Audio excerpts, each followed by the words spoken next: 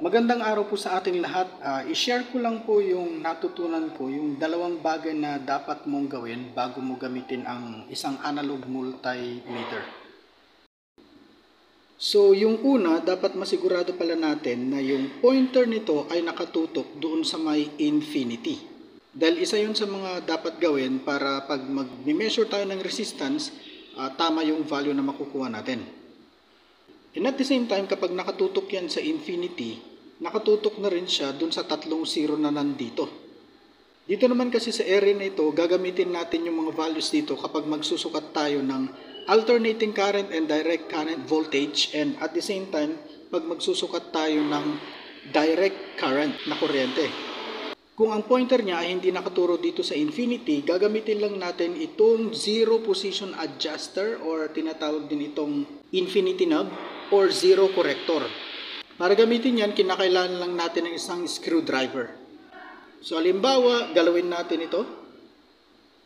So, yun. So, wala na yung pointer natin sa may infinity. So, para maibalik natin yan, so, gagalawin lang natin ito. Okay.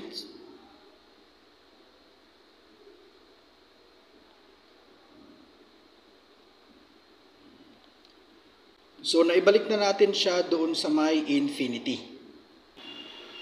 Ang susunod naman natin gagawin ay battery check. Para magawa natin yan, itong selector knob, ilagay lang po natin siya sa may times 1 ohms. So, nandito yung ohms.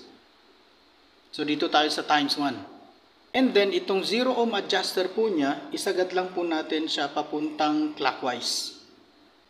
And after that, i-short lang natin itong test probe. So, kung maganda yung baterya niya, lalampas siya dun sa may 0 ohm dito. Ngayon, kung mahina na yung baterya, hindi siya aabot dito sa may 0 o hindi siya lalampas dito sa may 0. Ngayon, kung gusto nating nakatutok sa may 0 itong pointer natin, gamitin lang natin itong 0 ohm adjuster para i-adjust siya.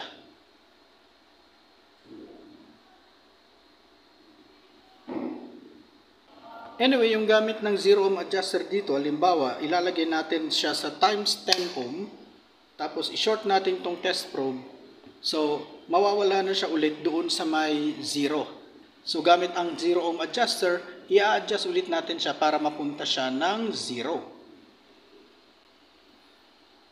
Kung ilalagay ulit natin siya dito sa times 100 ohm,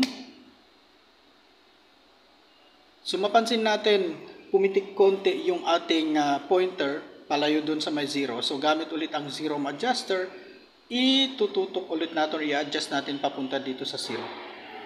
So, ganun din, pag ilalagay lang natin siya dito sa times 10K, so mapapansin natin na nawawala siya dun sa may 0.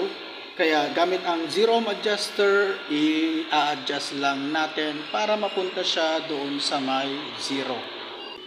Kapag lumilipat-lipat ka ng multiplier dito sa may resistance, nawawala siya dun sa may 0. Halimbawa, ilipat ulit natin siya sa times 10. So, kung papansinin natin, nawala ulit siya sa may 0. So, i-adjust lang natin dito.